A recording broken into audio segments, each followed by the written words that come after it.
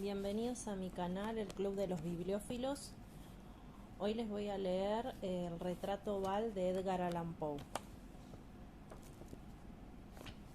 El castillo al cual mi criado se había atrevido a entrar por la fuerza antes de permitir que, gravemente herido como estaba, pasara yo la noche al aire libre, era una de esas construcciones en las que se mezclan la lobreguez y la grandeza, y que durante largo tiempo se han alzado cejijuntas en los Apeninos, tan ciertas en la realidad como en la imaginación de Mr. Radcliffe.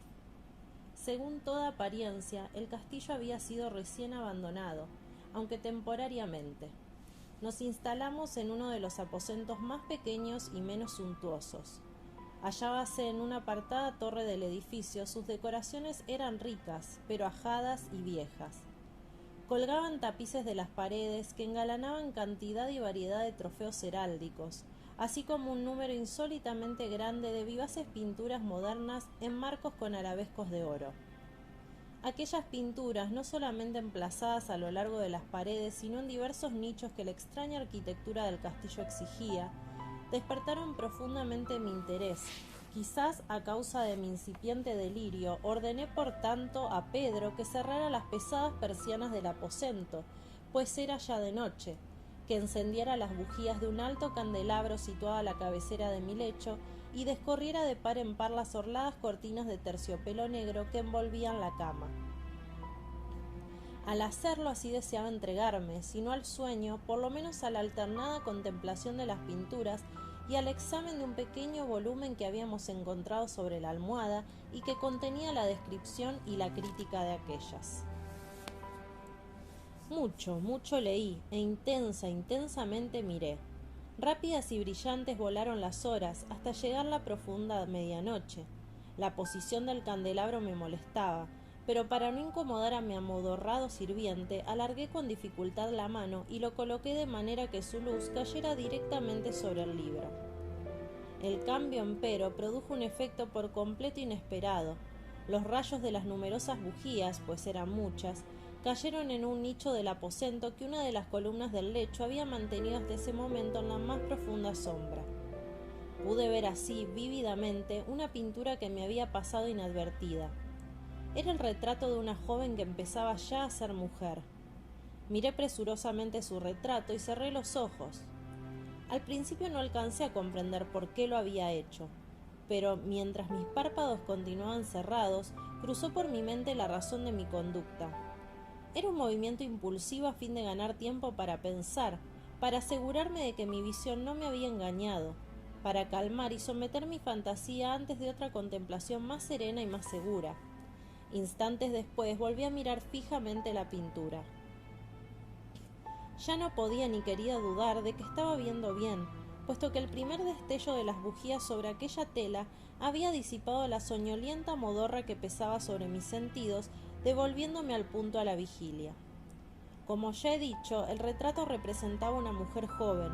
Solo abarcaba la cabeza y los hombros, pintados de la manera que técnicamente se denomina vignette y que se parece mucho al estilo de las cabezas favoritas de Sully. Los brazos, el seno y hasta los extremos del radiante cabello se mezclaban imperceptiblemente en la vaga pero profunda sombra que formaba el fondo del retrato.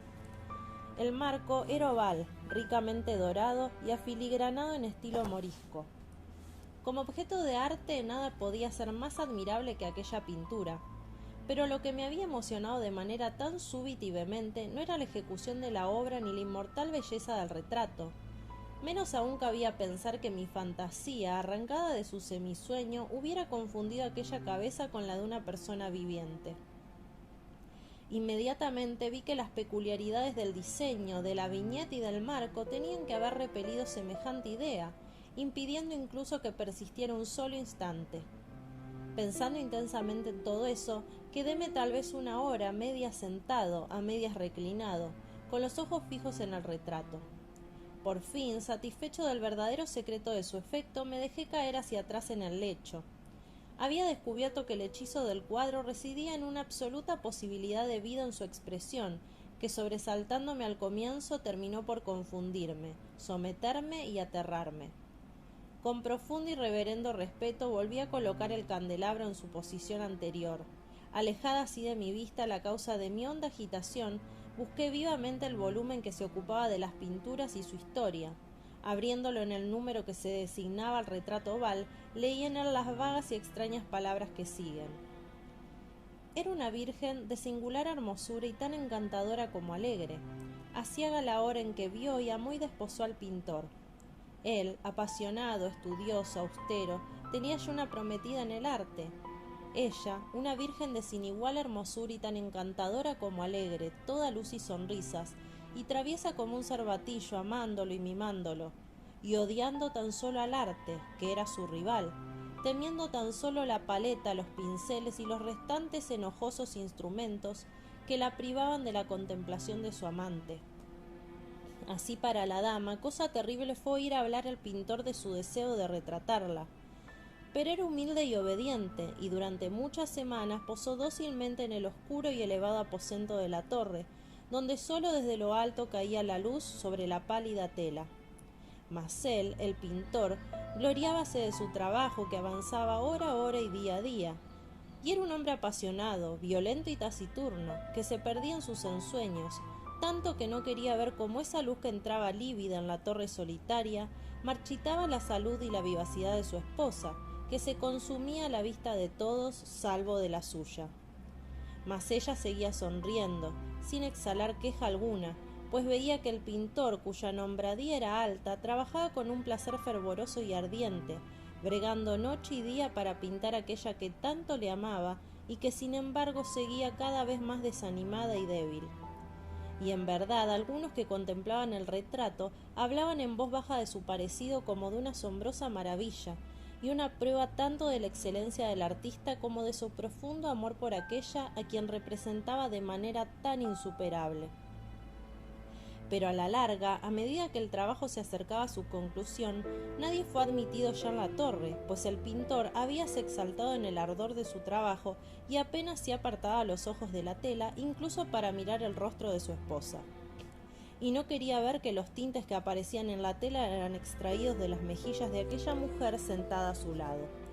Y cuando pasaron muchas semanas y poco quedaba por hacer, salvo una pincelada en la boca y un matiz en los ojos, el espíritu de la dama osciló, vacilante como la llama en el tubo de la lámpara. Y entonces la pincelada fue puesta y aplicado al matiz, y durante un momento el pintor quedó en trance frente a la obra cumplida. Pero cuando estaba mirándola, púsose pálido y tembló mientras gritaba: «Ciertamente, esta es la vida misma», y volvióse de improviso para mirar a su amada. Estaba muerta. Espero que les haya gustado la narración. No se olviden de darle me gusta, compartir para poder llegar a más lectores y activar la notificación para cuando suba un nuevo relato. Chao.